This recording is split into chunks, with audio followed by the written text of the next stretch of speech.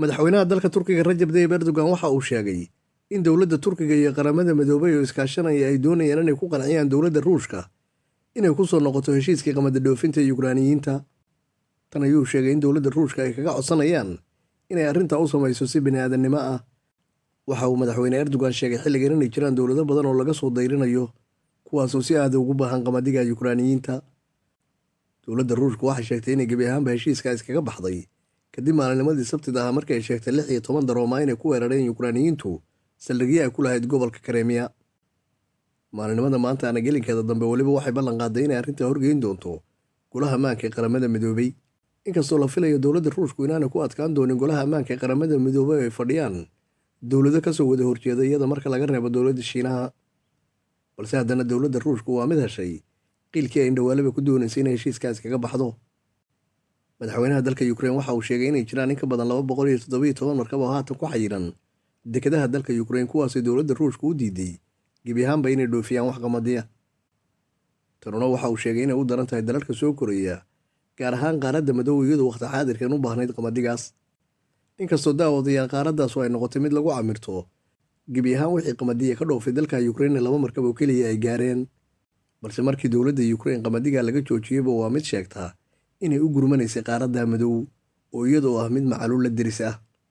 Sidoo kale wasiirka arrimaha dibadda ee dalka Ukraine Dmytro Kuleba ayaa sheegay in dowladda Ruushku ay burburinayso gebi ahaanba wadooyinkii ay mari lahaayeen baabuurta qamadiga gaarsiin lahaa dekedaha. 200 oo markab ka badan ay haatan yihiin kuwo hooganaya dekedaha Yukraaniyiinta oo iyagu aan la garanayn xilli ay qamadi qaadi doonaan. Sidoo kale waxaa la caddeeyey maalinimada maanta 12 markab inay ka shareerteen dekedaha dalka Ukraine kuwaasoo qamadi wada. Waxaana la qiyaasayaa 12 markab inay noqonayaan kuwii ugu dambeeyey ee qamadi ka qaada dalka Ukraine, maadaama haatan dowladda Ruushka ay diiday in wax qamadiya dalkaasu ka dhoofo. Waxa uu sheegay madaxweynaha Yukraaniyiintu in dowladda Ruushku ay haatan ku talagashay inay adduunka cagabarar ka samayso dadyo badanina ay gaajo u dhintaan, waxaana uu ka codsaday qaramada midoobay iyo 20 dal oo adduunka ugu tunka weyn inay tallaabo degdega dowladda ka qaadaan. Madaxweynaha dalka Mareykanka Joe Biden waxa uu kaga gaabsaday arrintan inuu ku sheegay inay tahay mid aad looga xumaado. Xogayihiisa arrimaha dibadda Antonio Blinken sidaasoo kale waxa uu sheegay go'aanka dowladda Ruushku inay ku fududaatay uuna yahay mid ka soo horjeeda bini'aadanimada. Haddaba daawadayaal sidaad xogteennaba ku maqlayseen dowladda Ruushku waxay maalinimada maanta si xoog leh u bilowday inay duqayso magaalooyinka waaweyn ee dalka Ukraine. Waxaa la sheegay in ka badan 10 gobol inay maalinimada maanta oo keliya duqaysay.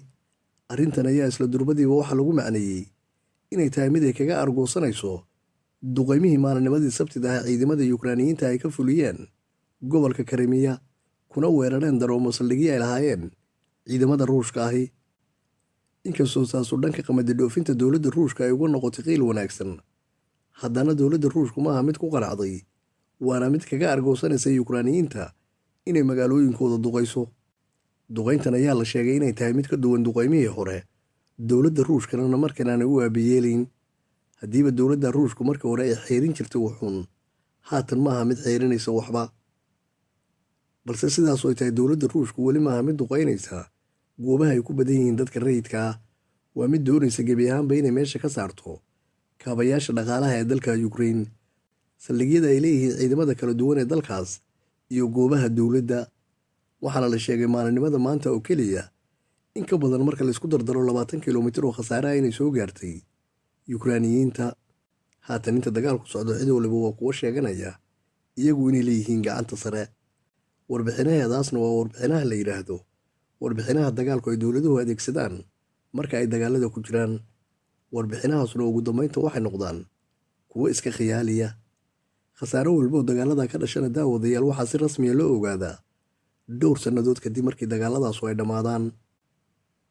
Haatan inta dagaalku socdo cid waliba waa kuwa sheeganaya iyagu inay leeyihiin gacanta sare, balse dowladda Ukraine iyo Ruushka ayaan ahayn kuwo marnaba la isbarbar dhigi karo dhanka dhaqaalaha iyo militari ahaanba.